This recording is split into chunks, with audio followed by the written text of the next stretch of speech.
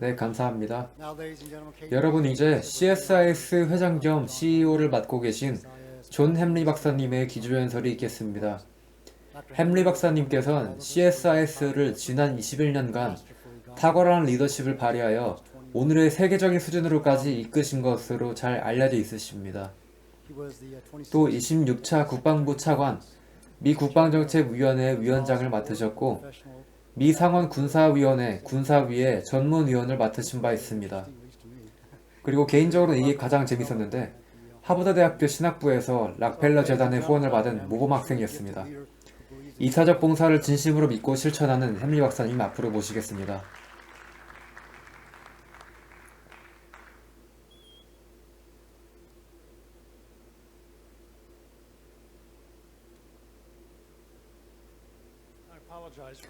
사회적 거리두기 때문에 마스크를 쓰고 나서 죄송합니다.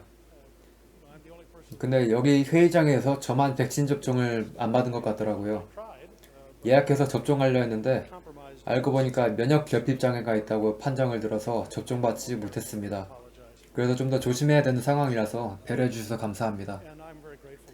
우선 이 자리에 초대해 주신 브룩스 장군님께 정말 감사드리고 스케퍼로티 장군님 정말 오랜만에 뵙습니다. 저희 둘 다 한국에 있을 때 협력할 일이 많았는데 한국 다음으로 좋은 곳으로 보내드려야겠다 생각해서 유럽으로 보내드렸고 정말 일처리 잘하신 것 같습니다. 감사합니다. 정수조 장군님, 저희 CSIS에서 함께 해주셨던 시간 동안 정말 영광이었습니다. 브룩스 장군님께서 저한테 기조연설자를 맡아줄 수 있겠냐고 전화를 하셨을 때 원래는 커트 캠벨 박사로 예정되어 있었는데 아마 저보다 더 나은 연설을 하셨겠지만 회의라는 게 항상 그렇죠. 갑자기 예정되어 있던 연설자가 펑크나서 대타를 급하게 구해야 했기 때문에 갑자기 제가 오게 된 상황 충분히 이해 가능합니다. 오히려 저를 찾아주신 거에 대해서 송구스러우면서도 감사한 마음이 듭니다. 오늘 브룩스 장군님과 함께 그 전에 기조연설 주제 선정을 상의했는데 작년에 저희가 함께했던 한미동맹의 미래에 대한 보고서 관련한 주제를 오늘 동일하게 얘기할까 했다가 그랬는데 갑자기 생각이 바뀌었습니다. 오늘 아침에 패널로 제가 한국 외교부랑 협력관계에 있는 싱크탱크랑 3시간짜리 회의를 제가 같이 패널로 참석을 했었는데 거기 있던 패널들 중에서 한 분이 그 중국에서 고위 간직을 맡고 있는 그 중국인 교수 한 분이 계셨습니다.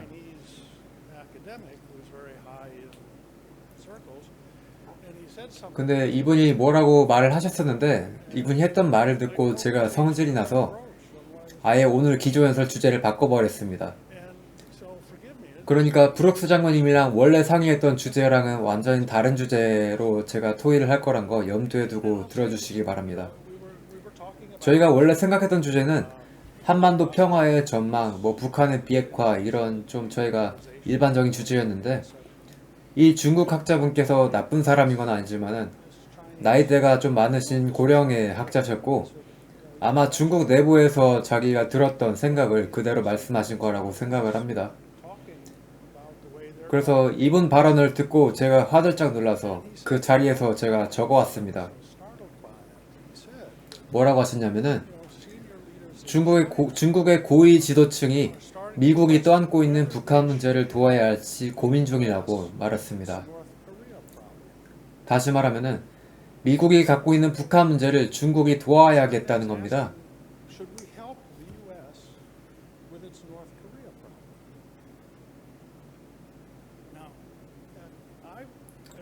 그때 제가 중국 측에 답변했던 거는 미국은 북한 문제라고 할 만한 게 없다고 말했습니다. 북한발 미사일 공격을 저지하기 위한 용도로 미사일 방어 체계 개발에 몇천억 불, 몇백조 원을 쓴 건 사실입니다.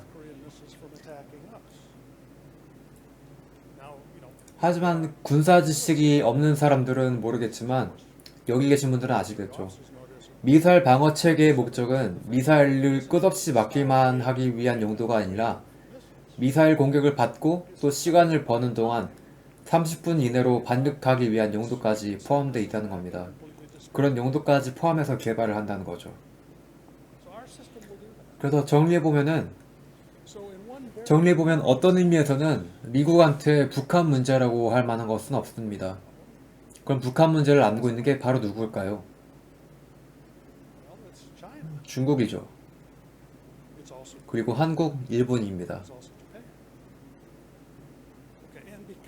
미국이 가장 중요한 동맹을 한국과 맺고 있음으로 인해 바로 이런 이유 때문에, 그리고 태평양에서 이런 동맹들을 맺고 있기 때문에 동맹국들의 수호를 위한 책무를 미국이 지고 있을 뿐입니다.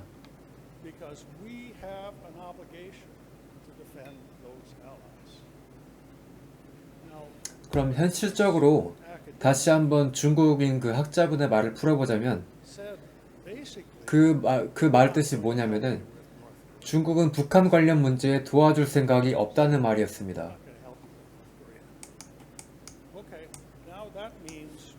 그럼 이제 한국과 미국이 동맹으로서 핵을 보유한 북한에 대해서 어떻게 대응할 것인지 진심으로 생각을 해봐야 할 때입니다.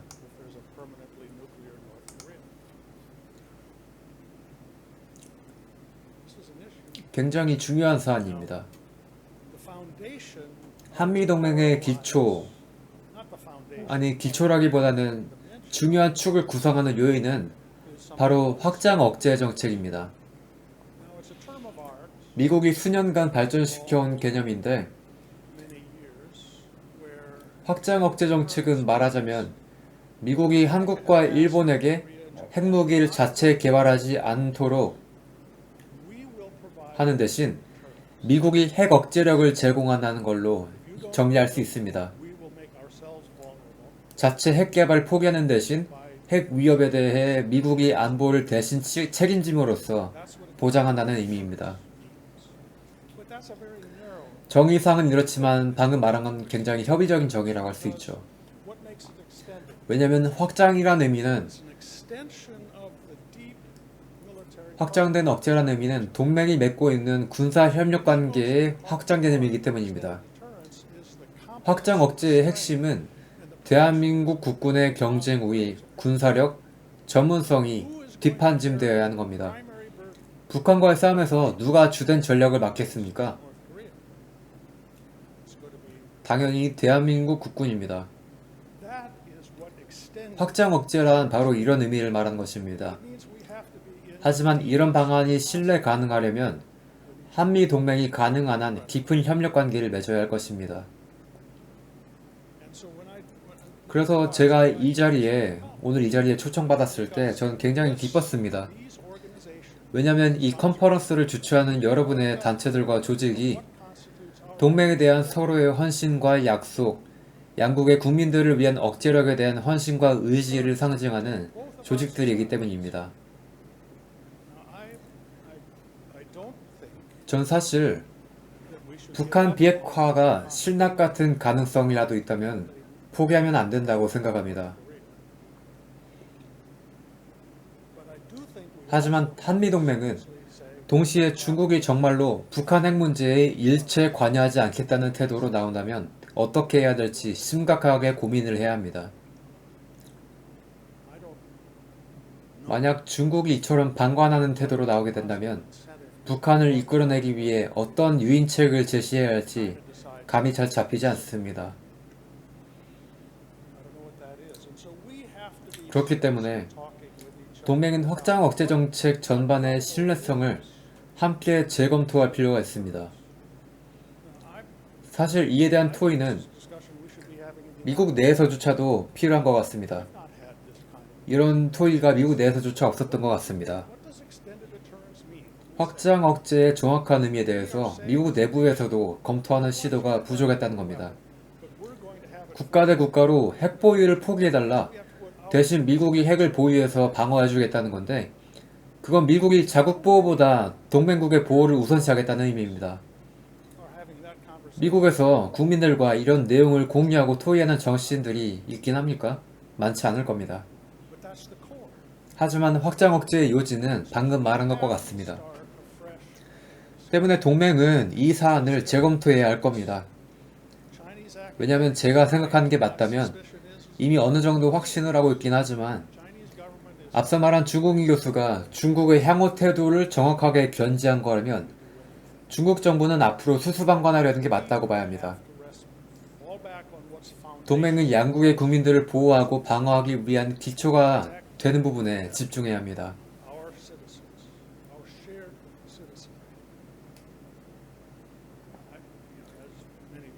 아마 아시는 분들도 있겠지만 저는 한국인의 대부입니다. 한국인 대자가 한 명 있습니다. 그러니까 한국인 제 피에도 흐르고 있습니다. 한국이란 나라는 제게 학구적인 관심사 같은 차원이 아닙니다. 한국이 처한 현실을 저 또한 실감하고 있습니다. 핵무기에 의존하는 것 말고는 힘을 얻을 방법이 없는 북한을 저희 동맹이 도대체 어떻게 억제를 해야 할까요? 그리고 북한이 비핵화 의지를 보이지 않는다면 동맹은 어떻게 해야 할까요? 한국 내부에서도 여러 의문들이 제기되고 있는 걸로 알고 있습니다. 8년쯤 전에 조선일보에서 한 사설을 읽은 기억이 나는데 그 사설에서는 미국이 약속하는 확장 억제를 있는 그대로 신뢰도 좋을지 질문했습니다. 트럼프 전 대통령은 북한이 장거리 미사일 발사만 아니라면 단거리 미사일을 쏘더라도 용인할 수 있다는 식으로 얘기를 했었는데 정말 잘못된 말이었습니다. 이걸 어떻게 해석해야 합니까?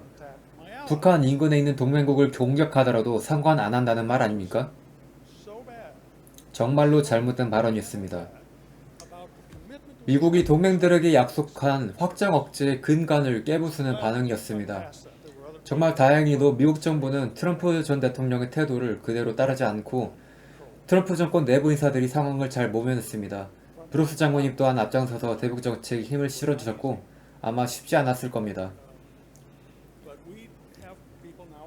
하지만 지금 현재에도 한국에선 미국의 확장 억제에 의존해도 괜찮을지 의문이 제기되고 있을 겁니다. 위기가 닥쳤을 때 미국이 약속을 지킬 것인지 의심할 겁니다. 미국의 최근 상황을 보면 더 이상 동맹에 대해 별로 관심을 갖거나 적극적인 태도가 없는 것처럼도 보입니다.